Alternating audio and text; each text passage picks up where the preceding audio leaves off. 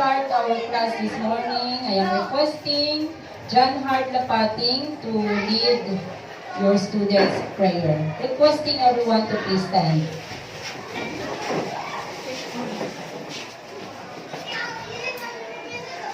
Let's bow our head and let's pray. Dear Father in heaven, thy children are here before thee. We offer you this day all we do, think, and say. Please give light to our mind to understand our lessons well. Help us to be obedient and kind. Help us to love one another because we are all thy children. Bless our teachers, bless our parents, bless our school, bless our country, and bring us all to heaven. Amen. Thank you, John Hart. Please be seated. Requesting our class monitor to identify or to declare if there is or there are absent for today. I would like to inform everyone that today is September 24, 2018. Therefore, our attendance today is perfect to the total of 49. That's all. Thank you. Okay, wow. Meaning to say, there is no absent. We have that perfect attendance. And so today is another day, meaning to say another lesson to tackle or to discuss. But before that one, I would like to ask something regarding or in relation with our last topic last time. Our previous topic last time. What was our topic last week? Particularly in health. What was our topic? Yes, Kathleen? Our previous lesson in health was all about health issues and concerns in the national level. Okay, very good. So our topic last week or last time was all about health issues and concerns in the national level. Okay. To start with our lesson this morning, this will be our objectives for the day. Who can read number 1? Theodoric. Can you read number 1 objective? First is to identify the global health issues and concerns.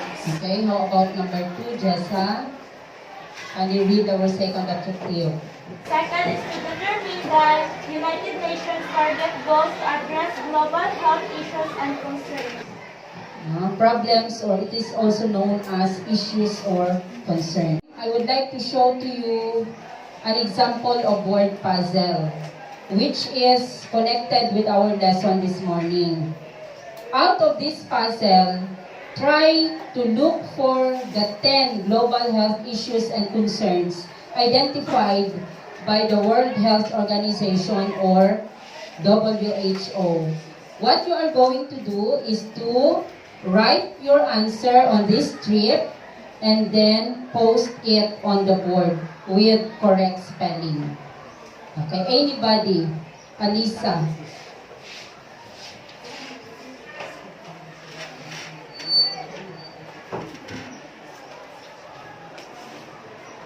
Okay, post your answer on the board, Alisa. Next, Cloville.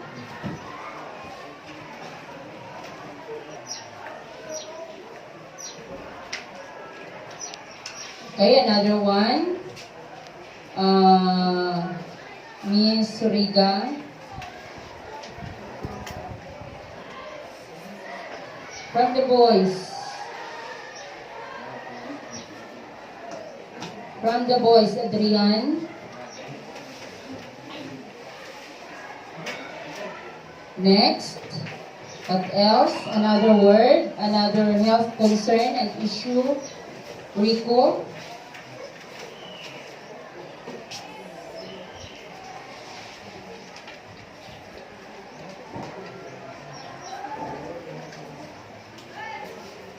Next,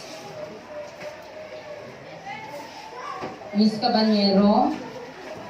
There are how many paper strips? 1, 2, 3, 4, 5, 6, 7, 8, 9, and 10. Meaning to say there are 10 identified global health issues and concerns. Okay. So, These are the answers. Let us see if your answers are correct. I'll go down. Okay, number 1, we have this, malaria. So, correct. Second is the water safety. No, over there. Third word is diseases. Fourth, we have this. Everybody read. Mental health. So, the mental health is there. And the fifth word, we have the tobacco. Tobacco. Next is HIV. This is HIV. Next is another word, environment. Next, we have the women's health and nutrition. Okay, so there are how many? And the last will be, kindly reveal. The last is AIDS. So we have these 10 global health issues and concerns. Requesting everyone to please read all the answers written on the board, on the strips. Okay, everybody, read, go. Diseases, malaria, environment, HIV, tobacco, water safety, AIDS, nutrition, dengue, women's health. Women's health. No, women's health. After identifying by using our word puzzle the 10 global health issues and concerns, who among of you here are residents of Barangay Cebuano? Can you raise your hand? Okay, from Barangay Cebuano. From Linan, Barangay Linan. So there are how many? 1, 2, 3, 4. From Barangay Pululmala. 1, 2, 3, and 4. So we have identified 3 barangays. Follow-up question. What are the current health issues and concerns in your community? Let me see from Barangay Linan. Only one. Water safety. Water safety. How about from Barangay Bululmala? Okay, nutrition. Okay, nutrition. From Barangay Cebuano, what is the current health issue and concern here? Tobacco or smoking. No, cigarette, smoking. So that is the current issue and concern related to health. Next slide. Follow-up question. If you are a health worker in your community, what health issues and concerns do you think should be addressed immediately? Why? Maybe you have already identified. No? Let me see from Barangay Bululmala. You have mentioned and identified malnutrition or nutrition as the current health issue and concern in your community. Yes, Miss Lindy Lo. Okay, very good. Through conducting a feeding program. How can you do it? By means of what? How could you do it? You have to coordinate with the barangay. If you are the health worker, you have to coordinate with the barangay chairman for what? For budget or funding, no, or funds. Okay, so this time I am going to group you into 3. So we have already identified 3 groups. We have here our group number 1, group number 2, and group number 3. Kindly prepare now your laptop. Prepare now your laptop. Where is the laptop of group number 1? We have here Kathleen, and another laptop for group 2 and group 3. Our topic is all about global health issues and concerns. Because of this, the United Nations identified the 8 Millennium Development Goals, and these are considered as targets in order to address those identified global health issues and concerns. So this time, the 3 groups will think of any case suggestions on how to address the different global health issues and concerns. So, we have here the procedure and instruction. One of those 8 is this, to eradicate extreme poverty. To eradicate extreme poverty. And the second is to reduce child mortality. Reduce child mortality. And the third one is to combat HIV/AIDS, malaria, and other diseases.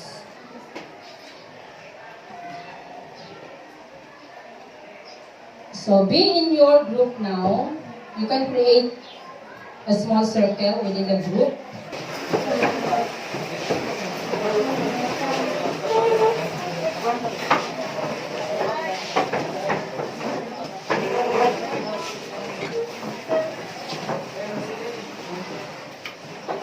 Okay, this is our instruction or procedure. On the monitor, kindly consider the following instructions or procedure to follow. Eyes on the board, please. Okay, first instruction or procedure. Open the laptop. Second is, look or browse for a document. Search the file name. For group 1, the file name is group 1-health. For group 2, the file name is group 2-health. For group 3 naman, group 3-health. Fourth, open the file. Answer the given activity. And then, prepare or make a simple PowerPoint presentation. And after preparing and making the PowerPoint presentation, you are going to choose a reporter to present your output. Is it clear? Yes, ma'am. Okay. Now start with your activity or the task that is being given to you.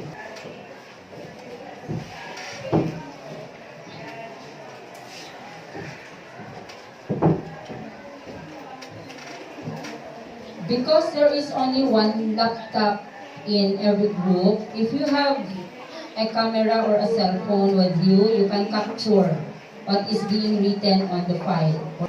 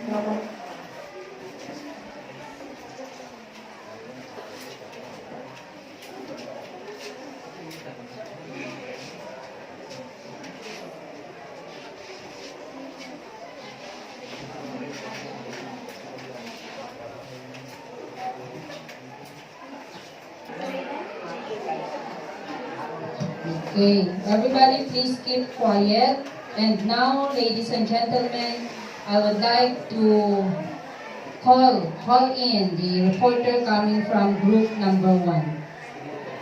Let's give him a round of applause.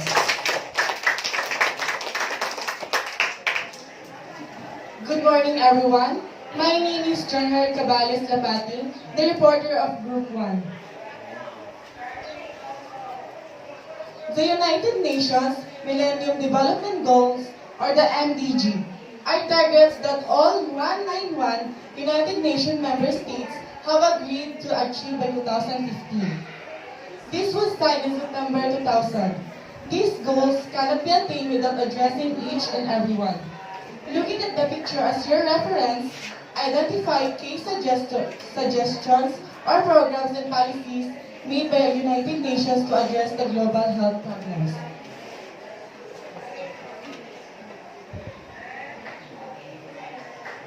First, to eradicate extreme poverty. Here are the some pictures.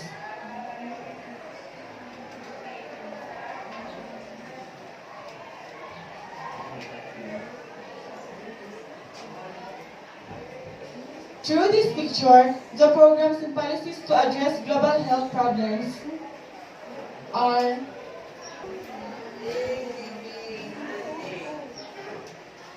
Okay, go. So na. the first program is the feeding program. The job offer,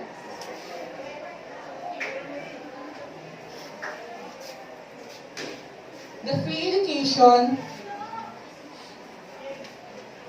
scholarship, and investing more in agriculture.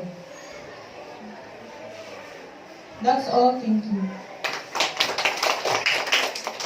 Okay. Very good, Group 1, for that very substantial answer. And now, ladies and gentlemen, I would like to call in reporter coming from Group number 2. A round of applause.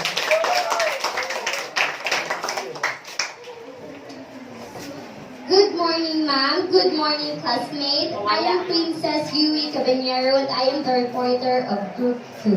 The second Millennium Development Goal is to reduce child mortality. Programs and policies given by the United Nations. The programs and policies given by the United Nations are free immunization for children and vaccine for everyone to prevent infection by any diseases, especially for pregnant women and infants. Second, free bakuna and free medical care for children and pregnant women. So that citizens for our community will be protected from different diseases, and this aims to ensure the health of the children, especially for the newborn babies, to be healthy while they are growing. Education through seminars for the mothers. To inform the parents on how to give a regular and healthy breastfeeding for the newborn babies, and to guide the parents for proper care and to give focus for their children's health and nutrition to be prevented from the different diseases. Thank you.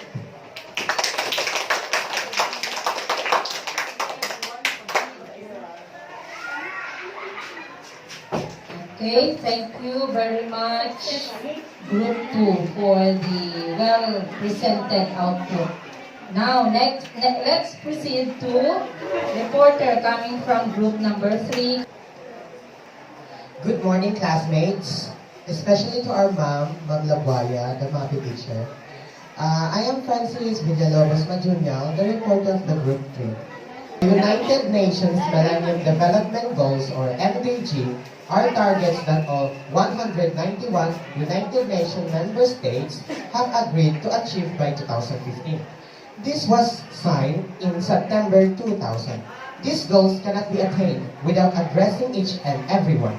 Looking at the picture as your references, identify key suggestions or programs and policies made by the United Nations to address the global health problems.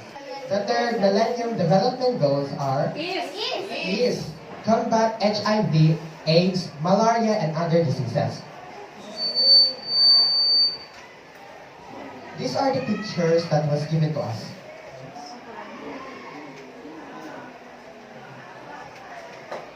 So here's the answers.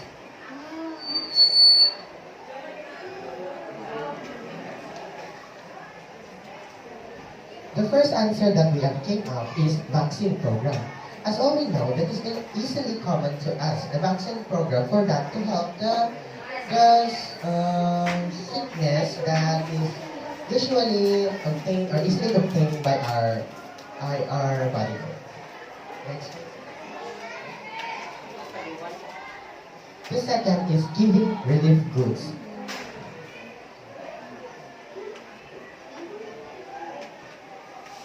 The third one is free supply.